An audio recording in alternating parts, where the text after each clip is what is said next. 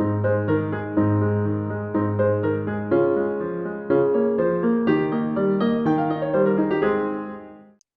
everybody. So today is another week of Rachel's holiday movie recaps that we're doing. And this is a show I'm doing every week during this holiday season where I talk about all the different films that I've been watching over the course of that week that are Christmas or holiday themed related.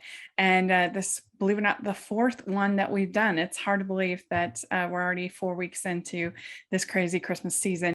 And so we have a ton of stuff to talk about. It's going to be really fun. Let's dive in. First of all, we got our first movies from Lifetime this week. We had Icewine Christmas starring Rosalind Sanchez, and this one didn't really do it for me. I just thought the whole argument of like, should we artificially create the frozen environment or wait until it's actually frozen? That just did not interest me. And all the back and forth of the winemaking. I didn't think that her and Lyric Bent had very good chemistry. So this one was a miss for me, but I did like A Picture Perfect Holiday. This stars Tatiana Ali and Henderson Wade, and they both end up booking the same cabin for this photography retreat, and they love photographers in these movies. It's really funny, but I actually thought it was real cute. The script, I thought they had good chemistry, and this one is written by Anna White, who is going to be our guest for our patron watch along this week, this Saturday. We're watching Check Into Christmas, so if you haven't joined the Patreon, please take a look. I would sure appreciate it, and I think you'll really enjoy the watch alongs every month that we do. And so yeah, this was written by her, and I think it shows. It was funny, and I thought they had good chemistry. So overall, I enjoyed A Picture Perfect Holiday.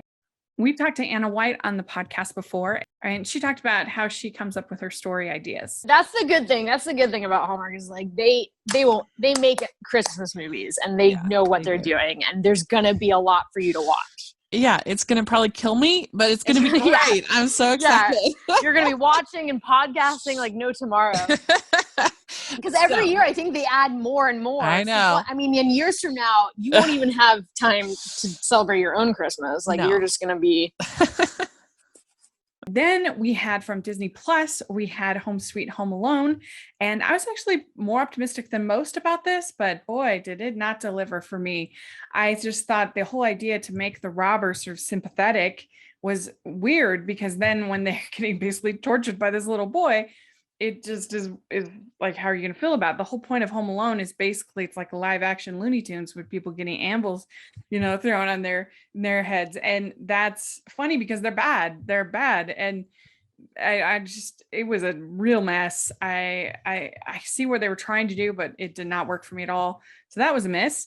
And then we had a movie that I caught up on that actually was released this summer for Christmas in July called A Chance for Christmas. And this is on the Tubi app. And this was actually pretty fun. It stars Tori Anderson as this influencer, as this YouTuber. And she creates like these perfect family environments, but in actuality, it's not her family. It's a kind of a fake family, and and so she ends up meeting this her boss, basically played by Mikey Selkin, and then they end up in this time loop together. And I thought it was funny. It was a little mean spirited for a Christmas movie for my taste, but I did in the end end up enjoying it.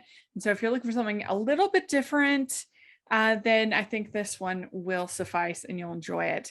Over at Netflix, we had The Princess Switch 3, Romancing the Star, that aired today. Actually, it started the airing of this video. And this was disappointing, actually, for me. I gave it a diamond ring in my preview show.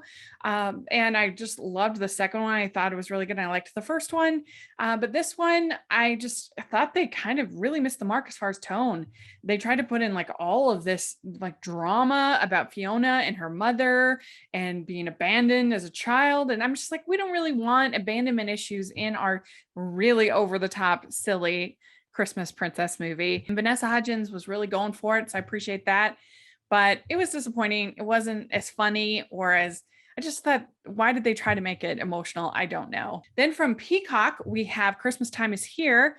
And this stars Kia Bernard and Deshwain Williams. And honestly, this one was also disappointing. I was really looking forward to seeing both of them in leads because we haven't gotten to see that.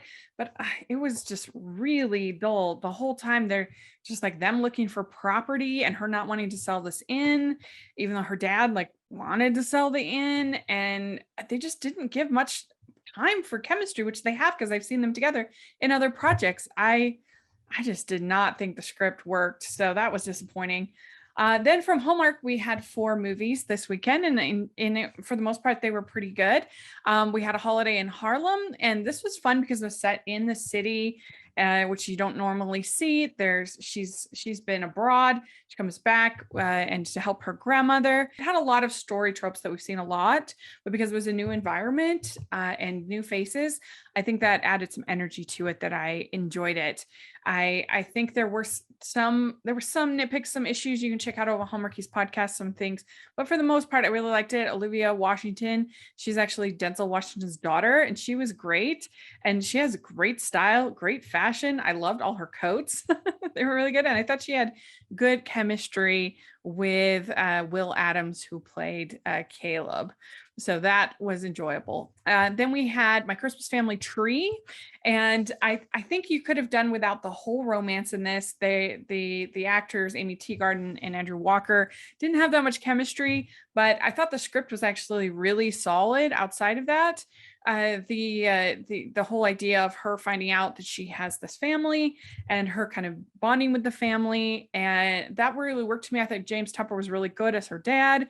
And the ending, I think they kind of missed the mark on, because I think it would have been better if she hadn't ended up being related to them and they had to accept her anyway. That would have made more sense with the message overall of the movie. But still, I liked it. Again, I thought the script was really solid in that one. We had an interview with Andrew Walker on the podcast where he talked about his experience making this film.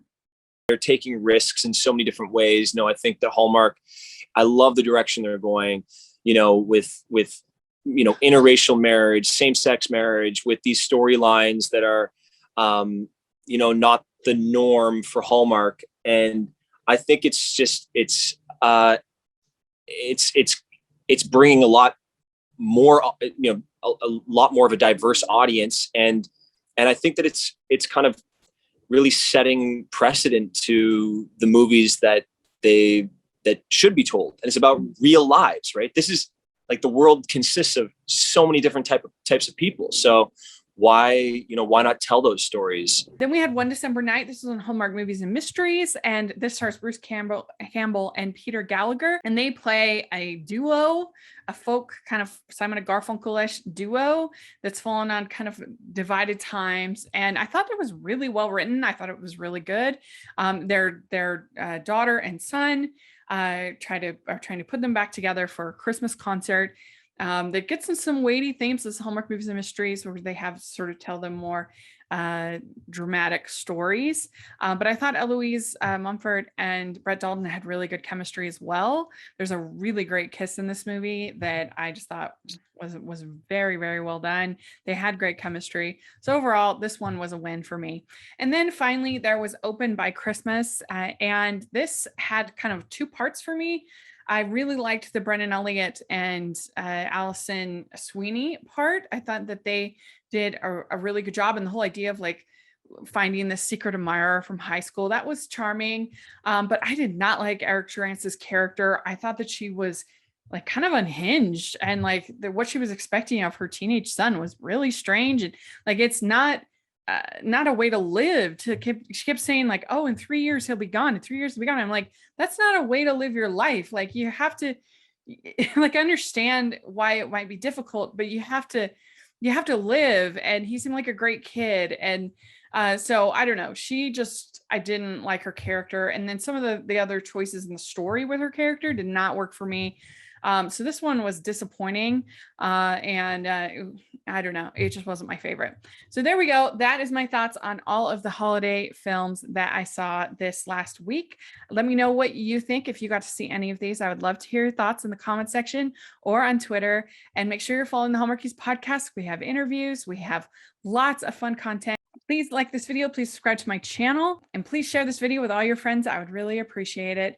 And check out the Patreon and the merch store. You can find lots of fun holiday inspired items there, and all that information is in the description. Thanks so much. I'll talk to y'all later. Bye everyone.